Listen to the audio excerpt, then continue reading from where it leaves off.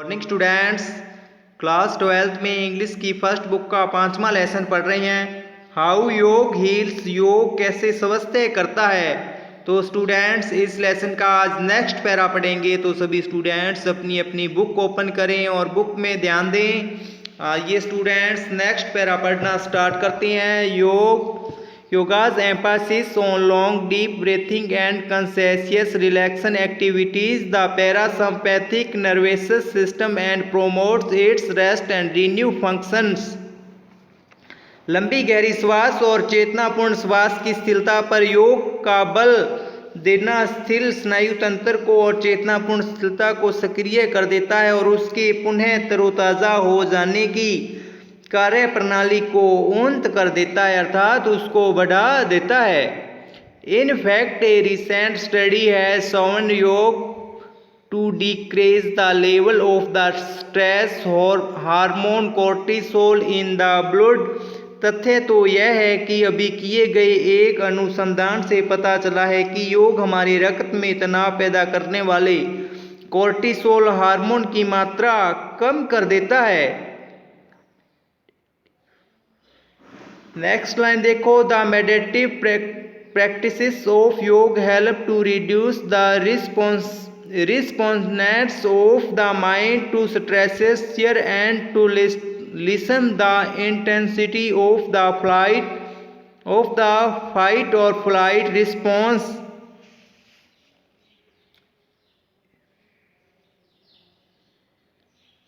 और इसमें यह बता, इस प्रकार लड़ो या भाग जाओ वाली प्रतिक्रिया की गहनता कम हो जाती है। Yoga also teach us to see potential stressor as challenges rather than threat, enabling one to avoid the stress response एंटरली।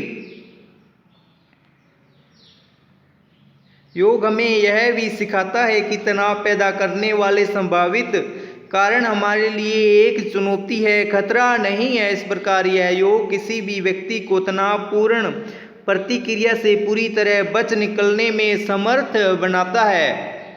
Not only does yoga's ability to activate the parasympathetic nervous system reduce stress and allow the body to heal itself, but the practice of yoga also improve the body inherent healing abilities।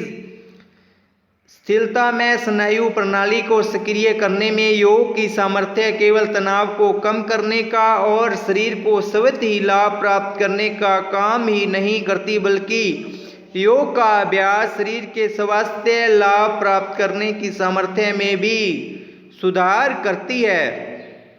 Next para देखो students, the inverting twisting and compressing that ओकर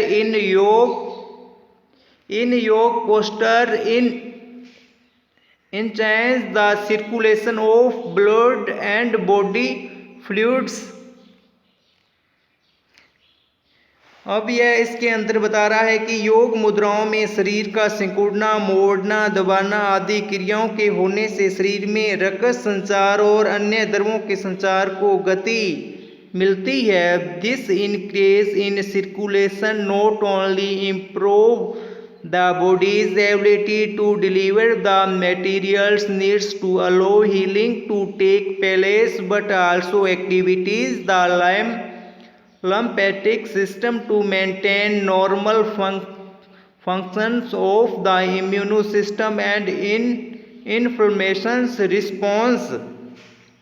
इस बढ़े हुए संसार से शरीर को न सिर्फ वे पदार्थ जो शरीर को अंदर से सुधारने में काम आते हैं, पहुंचाने में शीघ्रता करते हैं, बल्कि इससे लसिका अर्थात कोई तंत्रिका लसिका संपंदन भी सक्रिय हो जाता है, जिससे रोग प्रतिरोधक व्यवस्था को बल मिलता है और रोग युक्त स्थान पर सूजन की प्रतिक्रिया होती है।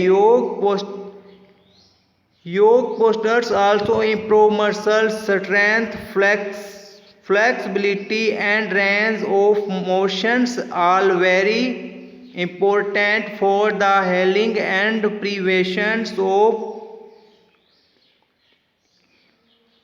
musculoskeletal diseases such as arthritis and osteoporosis. योग मुद्राओं से मांसपेशियों की शक्ति बढ़ती है, अंग संचालन का लचीलापन तथा उसका सीमा विस्तार बढ़ता है, जो शरीर को स्वपन रखने में सहायक होते हैं और अस्थपेशी संस्थान की बीमारियों को दूर करती हैं, जैसे जोड़ों का दर्द, सूजन तथा हड्डियों की कमजोरी।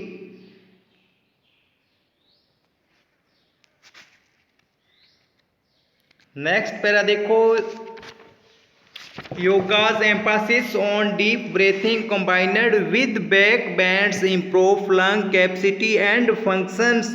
योग में गहरी सांस लेने और पीठ मोड़ने पर पीछे झुकने पर जोर दिया जाता है, जिससे फेफड़ों की क्षमता एवं क्रियाशीलता बढ़ती है। प्रैक्टिसिंग योग also encourages one to lead a healthier lifestyle through developing the self-awareness and discipline required for positive behavior modifications।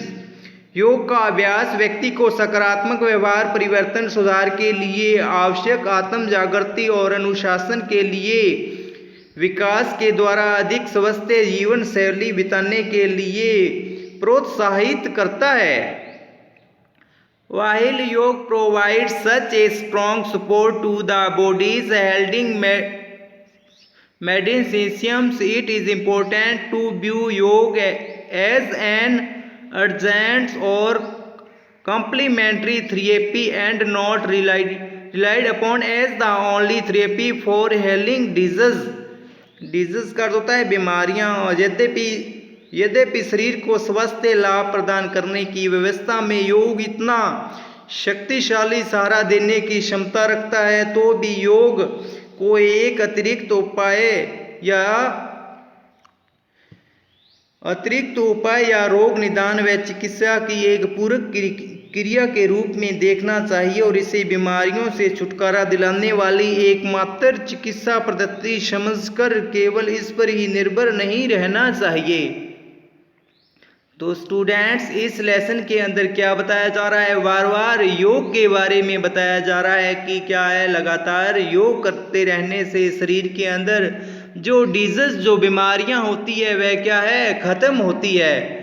तो स्टूडेंट्स, ये आपका लेसन था, कंप्लीट हुआ। इसके बाद में इस लेसन के आपको क्वेश्चन एंड आंसर करने हैं। तो स्टूडेंट्स, आज के लिए इतना ही। Okay, bye bye, have a nice day.